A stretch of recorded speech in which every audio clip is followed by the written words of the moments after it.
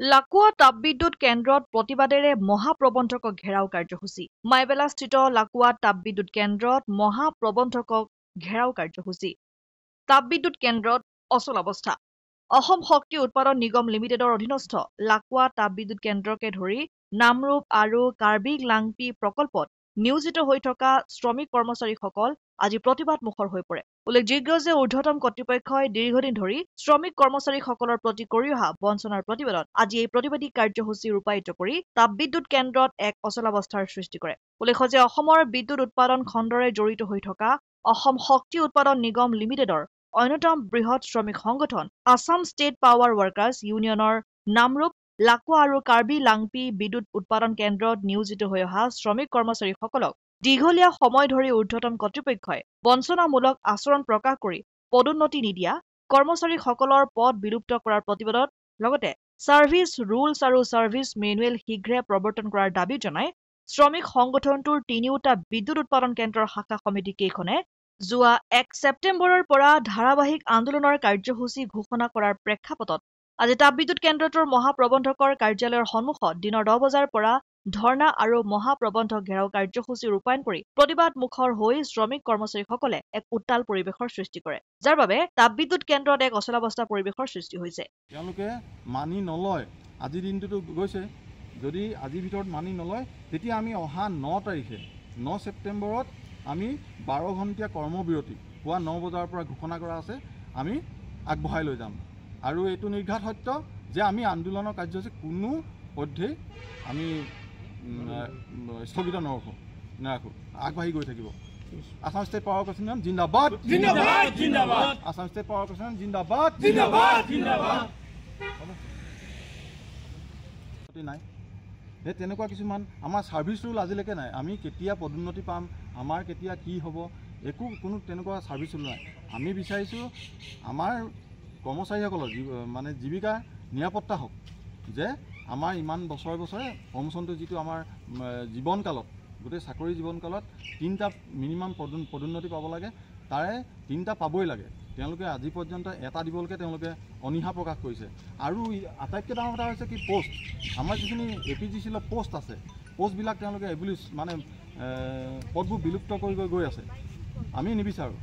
আমাৰ উঠি অহা প্ৰজন্ম, আমাৰ ইয়াত আজিও আপোনালোকে যদি লক্ষ্য কৰে বহুত ঠিকাদাৰ ভিত্তিত আমাৰ ইয়াত চলি আছে।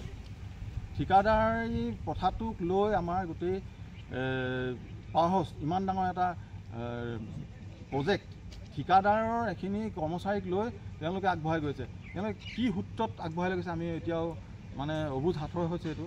আমি বিচাৰোঁ এই সুযোগতে সেই যিখিনি কণ্ট্ৰেকচুৱেল ল'ৰাখিনিকো পাৰ্মানেণ্ট হওক, নতুন নিযুক্তি বন্ধ, নতুন নিযুক্তি হ'ব নালাগে, আমি বিৰোধিতা কৰিছোঁ, নতুন নিযুক্তি হওক।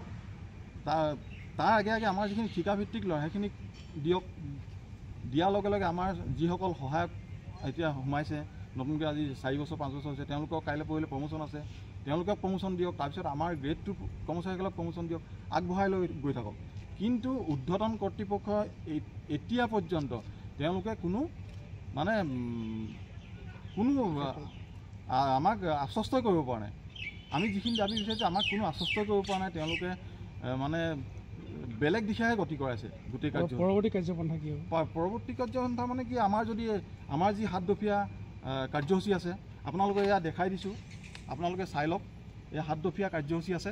এই 7 দফীয়া কাৰ্যসূচী পৰৱৰ্তী কাৰ্যসূচী আমি ঘোষণা ইতিমধ্যে কৰি থৈছোঁ। আচলতে আমাৰ দ্বিতীয় দিনৰ কাৰ্যসূচী Assam state power workers union আমাৰ উৎপাদন গোটৰ 3টা শাখাৰ আপোনাৰ নামৰূপ তাপবিদ্যুৎ কেন্দ্ৰ, লাকুৱা তাপবিদ্যুৎ কেন্দ্ৰ আৰু Karbi Langpi hydro electric power corp, আমাৰ 3টা উৎপাদন গোটে আজি বিভিন্ন দাবীৰ ওপৰত আমাৰ যিখিনি প্ৰাপ্যৰ অধিকাৰ বিচাৰি আমি আন্দোলন কাৰ্যসূচী আৰম্ভ কৰিছোঁ। আমাৰ বিশেষকৈ 7টাই মূল দাবী হৈছে। দাবীৰ প্ৰথম আমি আপোনাৰ এটা কাৰ্যসূচী ইতিমধ্যে পালন কৰিলোঁ, আপোনালোকে সকলোৱে অৱগত যে 2 ঘণ্টীয়া কাৰ্যসূচী। 2 ঘণ্টীয়া কাৰ্যসূচীটো আমাৰ বিশেষকৈ ল'ব লগা হ'ল, আমাৰ যিটো 7 দফীয়া দাবী আমি আমাৰ APGCLৰ ঊৰ্ধ্বতন কৰ্তৃপক্ষৰ লগত আমাৰ যিখন এখন মিটিং হৈছিলে, মিটিংখনত আমাৰ যথেষ্ট বুজা পৰা হৈছিলে। বুজা পৰা হৈ তেওঁলোকে আমাৰ পৰা এই 7 দফীয়া দাবীখিনি আমি কাৰ্যকৰী কৰি দিম বুলি তেওঁলোকে এটা সময় ল'লে 30 দিনৰ ভিতৰত।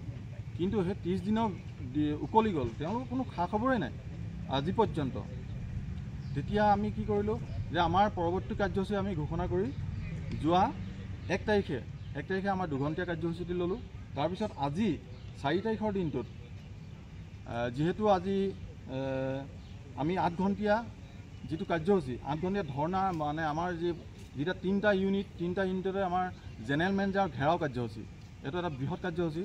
আমি জেনেৰেল মেনেজাৰক ইতিমধ্যে ঘেৰাও কৰি ভিতৰত আবদ্ধ কৰি ৰাখিছোঁ, সেইটো আপোনালোকে দেখিছেই সকলোৱে। আমাৰ প্ৰথম কথা হ'ল আমাৰ যিখিনি প্ৰাপ্য ঊৰ্ধ্বতন কৰ্তৃপক্ষে সদায় পিছুৱাই লৈ গৈ থাকে আৰু আমাৰ সদায় মানে আমাৰ কৰ্মচাৰীসকলক তেওঁলোকে শোষণ কৰি আহিছে, বঞ্চনা কৰি আহিছে। আজি প্ৰমোচনৰ ক্ষেত্ৰত হওক, নিযুক্তিৰ ক্ষেত্ৰত হওক বা আমাৰ যিখিনি পদোন্নতি ধৰি লওক আমি 2 বছৰত পাব লাগে তেওঁলোকে 3 বছৰ কৰে বা আমাৰ একচুৱেলি পাব লগা পদোন্নতিৰ সময়টো হ'ল 5 বছৰ। মথুৰাপুৰৰ পৰা ইছলাম আহমেদৰ ৰিপৰ্ট, অসম আদিত্য।